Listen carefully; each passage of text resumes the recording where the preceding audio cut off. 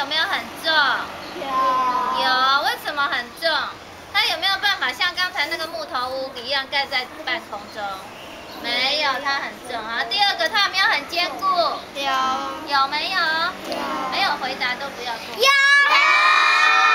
第三个，它是什么颜色？咖啡色。它有没有石头做的？它有没有一格一格？第五个，请问刚才有人说它那个春联可以贴在上面，请问它春联有没有贴在上面？这全部都是你们说的。结果我们来看一看那个它的房子是不是像小红龙说的一模一样？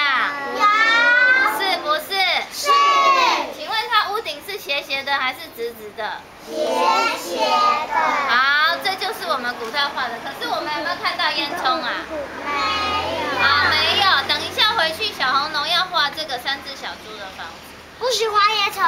啊？不喜欢。